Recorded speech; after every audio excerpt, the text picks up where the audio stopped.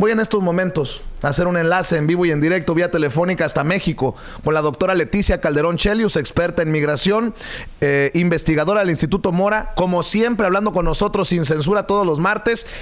Le quedo debiendo una comida en la Ciudad de México, doctora. Me regresé muy pronto a Chicago, pero ya regresaré a las mañaneras para compartir juntos. Le mando un abrazo, doctora. Un abrazo, Vicente, y ahora con más ganas acá te esperamos para una comida, un desayuno, pero con mucho gusto. Oiga, doctora, pues perdón porque tuvo que escuchar mi andanada de groserías, pero es verdaderamente triste, molesto, es todos los adjetivos que le encuentre, enterarnos los mexicanos de a pie del saqueo, del tamaño del saqueo que ha habido en México. Deme su opinión. Pues mira, es que tal como lo dices, es tal el nivel de saqueo como si una persona en una situación de calle está pidiendo limosna y alguien totalmente con el recurso llega, le da una patada y le quita el poco dinerito que le hayan dado en algún momento. O sea, es de ese nivel, de esa mezquindad. Te habla de una cuestión de una estructura totalmente armada y montada justamente para apropiarse de los recursos. Estamos viendo cosas que imaginábamos por décadas, no estoy diciendo ni siquiera que de años, pero ya por mucho tiempo se ha hablado de la rapiña, de la voracidad de la clase política, y de repente lo que empezamos a encontrar es una cuestión totalmente organizada, pero sofisticadamente, ¿no? No es una cuestión así de un desvío así que casual, un grupito lo armó, sino colocar estratégicamente a personajes que al final no solo estaban para eso, sino que organizaban todo lo que es, digamos, el robo, francamente a mano armada, Vicente. Entonces, sí estamos, yo creo que va a ponerse muy feo en el sentido de descubrir que lo que hemos pensado en nuestras peores pesadillas sobre esta, pues, que es la corrupción, se va a revelar en muchas formas mucho más pesadas, con un elemento que yo sí quiero que tengan muy claro: no va a ser rápido, no es que es una cuestión de que, bueno, si ya saben, ¿por qué no los detienen? ¿Por qué no? A ver, porque hay todo un aparato también en términos de la legalidad que implica que se pueda realmente perseguir los delitos y en su momento dar con toda la red de corrupción de cada área. Ahorita abrieron el de Pemex, pero espérate cuando se empiecen a abrir otras áreas. Entonces, yo sí creo que no podemos, que es como el que quiere bajar de peso y a los 2 días de dieta dice, no, pues no funciona. No, pues no va por ahí, ¿no?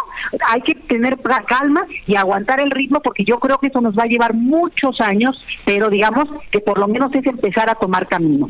Debo de reconocer que Andrés Manuel López Obrador es un maestro de la política, ¿no? Ha hablado en los últimos días de un saqueo, ha hablado de una hipocresía de esos que critican. Hoy nos destapa esto y el mexicano dice, pues ¿cómo no avalar, cómo no apoyar la lucha contra la corrupción de este presidente? Yo exagero, doctora, cuando digo, no tienen cara los que supieron, los que estuvieron y no dijeron nada. No tienen cara para ahora criticar, y no significa que sea un cheque en blanco. Es precisamente decir que se están tomando, considero, los pasos correctos en una lucha urgente contra la corrupción, pero bien lo dice usted, no podemos esperar resultados de la noche a la mañana. No, pero te la pongo peor. Ayer vi una nota con Osorio Chong y Ruiz Massieu diciendo que no había mérito en eso que estaba abanderando en este momento la lucha contra la corrupción de parte del presidente López Obrador, porque ellos habían dejado ya armados los expedientes. Bueno, te lo juro que me sacó una carcajada, porque dije, bueno, el nivel de descaro llega a eso, Vicente. O sea, que ahora incluso el raterillo de la calle es el que se atribuye, digamos, el valor de haber hecho toda la denuncia. Es impresionante, eso dicho desde la parte del PRI, que a mí me sorprendió la nota. Te digo, me soltó una carcajada, me sacó la carcajada porque ya es el colmo. Pero por el otro lado, y bien lo dices de parte del PAN, a mí también me llama mucho la atención, porque los valores que en su momento acuñó ese partido, pues tenían una parte donde pues presentaban un México, o trataban de representar a ese México que tenía principios, o que tenía una cierta presencia, digamos, de dignidad ante algunos temas que tenían que ver justamente como la corrupción. se volvieron en lo mismo. Y el problema es que tuvieron su oportunidad durante 2 sexenios. O sea, no es ni siquiera que tú digas, bueno, jefes de la alcaldía o de un municipio. No, han gobernado este país y por tanto tienen un nivel de responsabilidad hasta el techo, porque fueron parte de la tapadera de lo que en su momento, no solamente porque fueron artífices de toda esta maquinaria, sino porque al final de cuentas, ya pues sabiendo todo, no fueron capaces de dar voces de alerta, de señalar, ahora con el que ha sido una cuestión, una revelación realmente patética, es el expresidente Vicente Fox, porque no solamente no ha sido, digamos, una persona discreta, nunca lo fue, pero, digamos, en un momento en el cual realmente se habla de un cambio importante, él lo que hace es tratar de boicotear todo. Y el punto es que lo único que logra es ganar más reflectores para que se revele lo que él mismo encubrió. Entonces, es una situación lamentable, pero ¿sabes qué eso hace?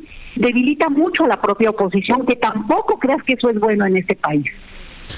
Doctora, con esto que anuncia López Obrador en las mañaneras, yo no sé con qué cara haya periodistas, hay comentaristas que se quejan de las mañaneras de López Obrador, hay políticos que se quejan de la mañanera de López Obrador, si se ha convertido en el espacio de la libertad de expresión para que haya un diálogo en el que el presidente anuncia, en el que los periodistas preguntamos. Ya no es culpa del presidente si los periodistas petardeamos con nuestras preguntas, pero creo que se está metiendo en bueno, ya se metió desde el 1 de julio cuando ganó las elecciones, pero hoy en día creo que se mete, no quiero decirlo y espero que se tome en el mejor sentido, en un hoyo negro López Obrador al mencionar a Carlos Salinas de Gortari.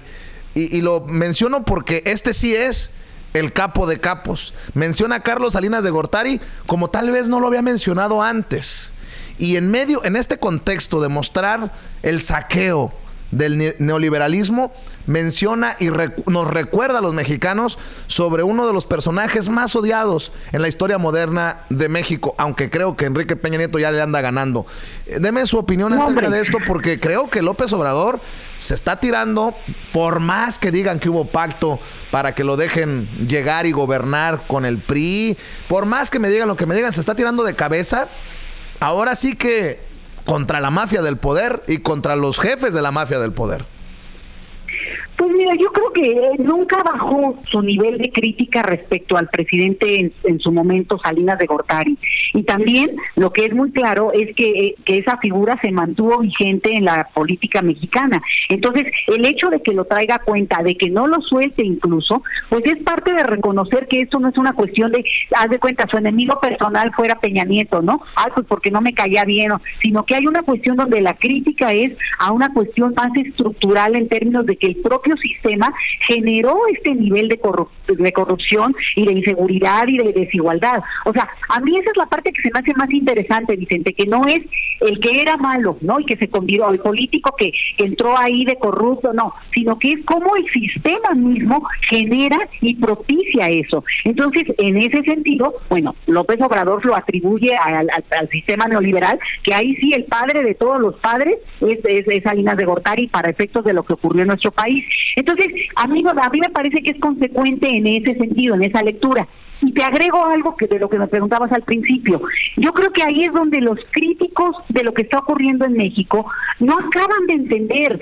Porque mira, el hecho de que se cuestione que haya crítica o que si las mañaneras o que si que las redes sociales son muy vociferantes, es justamente no entender que hay opiniones muy diversas de muchos temas que ya no se complacen con escuchar pues el noticiero de la mañana, porque ya no es suficiente y justamente viene a ocupar un espacio de información y que da juego, debería dar más juego, pero también los periodistas deberían de buscar más a los funcionarios, porque dicen, ¿por qué no dejan hablar a otros funcionarios? Bueno, pues porque López Obrador también, en ese sentido, dijo, bueno, voy a hacer mi mañanera y a él le gusta y a eso estilo, pero ahí es, ¿por qué los periodistas no le preguntan mucho más a estos funcionarios que son los responsables de tantas áreas tan diversas? Eso sería una forma justamente de contrarrestar la fuerza de la presencia de estas mañaneras.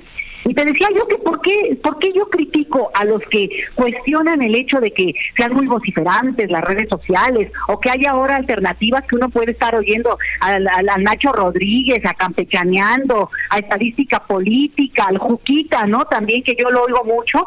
A ver, ¿por qué critican? Porque son voces pues muy sencillas de gente que de repente dice probablemente lo que se dice en los cafés, y al final resulta que tienen mucha sabiduría en su contenido, no son tan casuales. Y la otra es que también creen que se trata de, pues haz de cuenta que jóvenes, esta idea de millennials como que no tienen nada que hacer, y cuando se descubre que son señoras, señores, jóvenes, abuelitos, los que siguen también estas redes, estas alternativas, es donde la crítica no digo que acallar, pero sí como de que le bajen de tono. Es como hablarle, gritar en un estadio de que cállenle, bájenle al tono, pues no es tan fácil, porque no es que tú puedas controlarlo. A mí me parece de una, digamos, muy estéril esa discusión, no la discusión en sí, sino que la propuesta de que se le baje el tono, pues es como, ¿a quién quieres que le bajen el tono, no? Entonces, es otra vez, lo que yo pienso es no entender el tipo de cambios que hemos estado viviendo en el país los últimos años. Y la forma de comunicarnos también a través de redes sociales, ya no solamente a través de medios tradicionales, también cambió. Ayer entrevistaban a Nino Canún en El Financiero, Javier Risco, y decía Nino Canún, antes no había libertad de expresión, hoy sí la hay. Y a eso yo le voy a comentar que le agradezco el comentario que la opinión que le mereció por ahí un ataque de Pedro Ferriz Hijar. Estos personajes que no entienden que uno hace esto y que sí hay personas honestas, transparentes, que no somos chayoteras, que lo hacemos por compromiso con el pueblo, con el ciudadano de a pie, y que ya no es aquello de me pagan por golpear o me pagan por callar. Ayer le agradezco, leí por ahí un comentario que le escribió a una de esas estupideces que me escribe tratando de mancharme como chayotero. No entienden estos personajes, no entienden los López Dóriga, los Ciro Gómez Leiva, los personajes, pues, los famosos de los medios de comunicación, que hay un compromiso de periodistas independientes como nosotros, como Antonio, como un servidor, que va más allá de lo que muchos vieron como negocio. Le agradezco sinceramente, doctora. No, y mira, yo te voy a decir que lo que es muy importante de esto, Vicente, y por eso hasta te ayuda que te critiquen, porque justamente te permite argumentar y articular algunas ideas así tan potentes, que a mí me parece que lo que es muy saludable para una democracia y para un país tan grande como el nuestro, con tantos imaginarios y tantas ideas, y somos tantos ciudadanos, que bueno, que haya muchas opciones para uno manifestarse, porque lo que ha pasado durante mucho tiempo es que se ha acaparado la opinión pública en un sector que, si tú le prendes, bueno, son los mismos nombres desde hace mucho, y bueno, es interesante, y hay gente también muy interesante, uno oye argumentos también de gente muy estudiada o de lo que tú quieras, pero al final de cuentas la sabiduría del que está, digamos, del día a día, de lo que ocurre en donde tú vives, pues también es muy valiosa, y eso es lo que no se había podido dar. Entonces, aquí además se ha dicho, cualquiera puede agarrar, además que lo que pasa es que implica un nivel de disciplina y de entrega y de trabajo y de irse profesionalizando, pero lo que ofrecen las redes sociales es que cualquiera, si lo quiere, puede intentar volverse una voz en el desierto, como lo han sido ustedes, pero claro, como lleva tiempo y esfuerzo, pues tampoco es tan fácil. Pero en ese sentido se abre todo un universo muy interesante que implica que muchas voces distintas pueden oírse, y también, en todo caso, quien quiera seguirlas. Y eso es lo que hace también una diferencia de lo que teníamos antes. Esa es la libertad de expresión que yo creo a la que se refieren muchos, bueno, en este caso, pues Nino Canún, de la vieja guardia, porque ahí sí yo te diría que es de las personas, yo me acuerdo, ahora sí que van a decir ustedes, pero cuando yo era joven, pues que él tenía un programa donde se discutía muy sabroso ahí en la noche, y era muy interesante oírlo, porque era como un aire fresco de oír. Yo lo recuerdo mucho, pues porque discutían así apasionadamente el tema que me digas, y por horas. Eso es de lo poco que yo puedo recordar como espacios en los que en este país, a nivel de televisión pública abierta, se podrían oír voces así tan divergentes.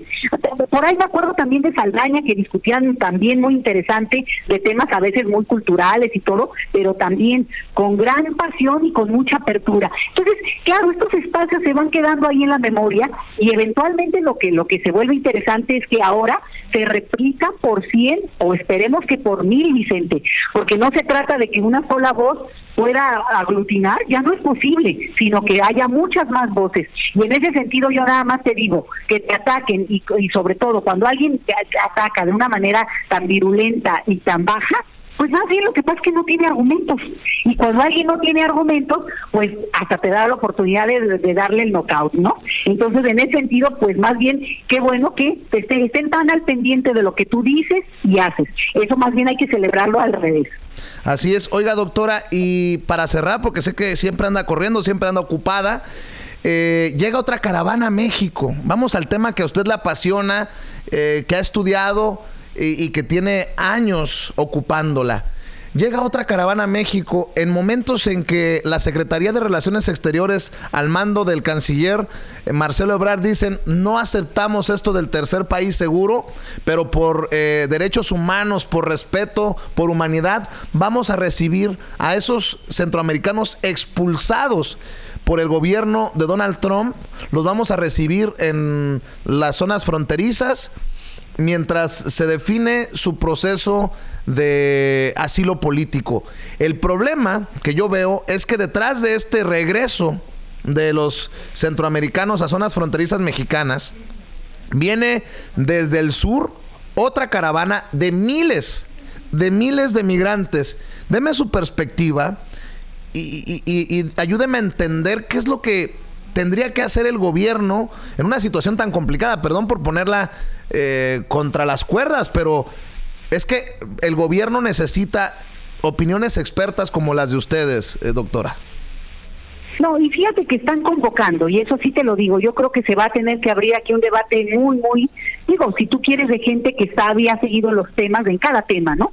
Pero este es una encrucijada muy fuerte para el país. No estamos hablando de cualquier cosa, porque de manera unilateral Estados Unidos decide que va a mandar a México, o sea, digo a México, ¿por qué? Pero a México, a aquellos que están solicitando asilo en su país, y por tanto que la espera de ese trámite, que puede llevar 2 o 3 años, se haga en nuestro territorio. Y 2 o 3 años en la vida de cualquiera ya es un cambio total del rumbo que tenía previsto en su momento, ¿no? Cualquiera lo sabe. 2 o 3 años después, pues la vida sigue pasando y uno te casas, te divorcias, tienes hijos, o sea, pasa, la vida sigue pasando. Entonces es una forma, en realidad, de empezar a deshacerse de la gente que está solicitando, y eso implica no una cuestión de recepción, sino de planear realmente que si eso se va a dar y cómo se daría, porque además el problema es que Estados Unidos lo decide unilateralmente y que, o sea, digamos, México puede decir: yo rechazo que nos envíen a estas personas, y que las dejas en el limbo fronterizo, digamos, de esta zona de entre países. Es muy delicado, obviamente la parte humanitaria se tiene que poner por encima, pero sí estamos hablando de una acción muy agresiva, digamos, de esto de agresión de bajo tono de parte de Estados Unidos hacia México. La verdad es que no tendría que haberse dado así, y esperemos que incluso pueda revertirse con las negociaciones diplomáticas que se puedan hacer en corto, porque realmente esto sí le agrega una tensión al país, que pues, como tú lo dices, además está yendo gente que la pretensión, y ahorita con las entrevistas que se han hecho, lo que queda muy claro, Vicente, es que la gente que está cruzando el país, que ya llegó la caravana aquí a México, ya en la Ciudad de México, ya hay un número casi de 8,000 personas que están por llegar y llegando a la ciudad. Ahora no vienen en bloque tan grande, sino están llegando por partes, pero ya hay un albergue aquí que los está recibiendo y atendiendo. Pero la gente quiere irse en el mayor tiempo posible, porque sigue insistiendo en su idea de que va a llegar a Estados Unidos y va a cruzar y va a pedir asilo. Eso sigue en el panorama de la gente. El problema que sabemos tú y yo y todos los que nos escuchan es que no es tan fácil no tan rápido van a poder pasar a Estados Unidos, y tampoco eso quiere decir que les van a dar ni los papeles, ni les van a dar en algún momento el asilo, o los van a regresar a México en este plan que tiene Estados Unidos, de regresarlos para que se esperen en México.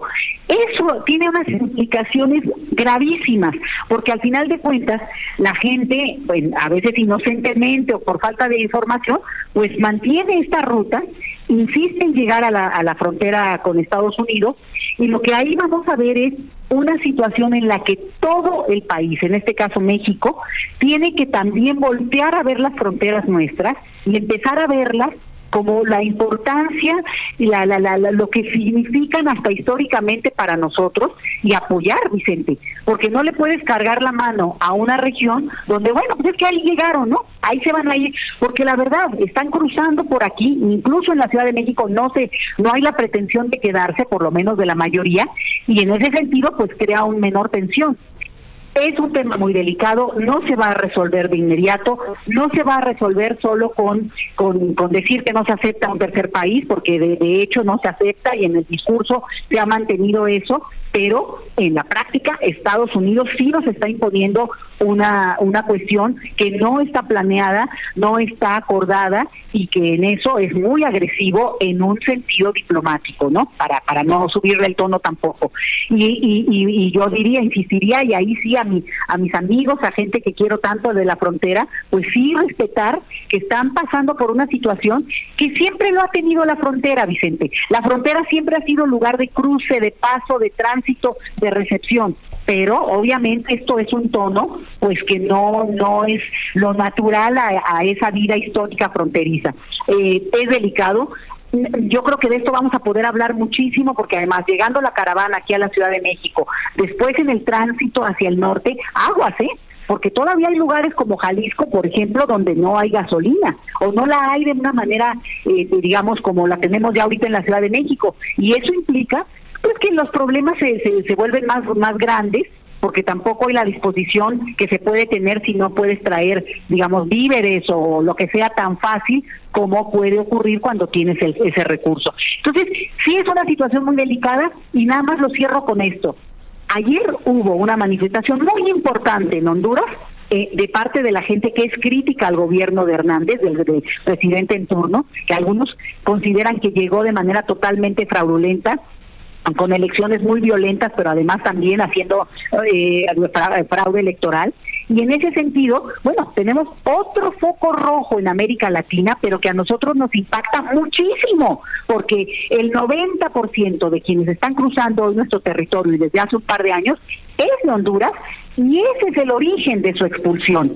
Entonces, aunque hay que poner en el juego de la geopolítica el tema de Venezuela, yo te diría, ojo, Vicente, por lo menos para el caso mexicano, si algo nos debe de importar también, es lo que está ocurriendo en Honduras y qué puede ocurrir con ese régimen político por las implicaciones que tiene para nuestro país. Qué interesante, doctora.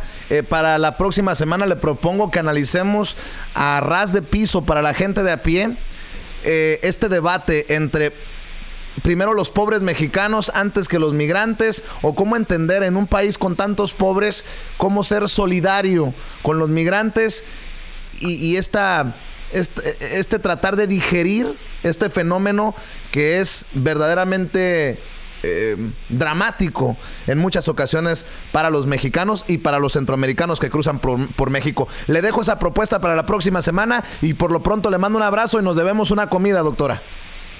Muy bien, Vicente, pues si no vienes tendré que ir, no es cierto, porque sé que hay mucha nieve ahorita en Chicago, así que mejor nos esperamos al verano más calurosito. Y un abrazo a todos por allá, Vicente. Muchas gracias. La doctora Leticia Calderón Chelius, experta en asuntos de migración, investigadora del Instituto Mora y obviamente amiga de este espacio sin censura, en el que nos podemos expresar independientemente, libres como el viento.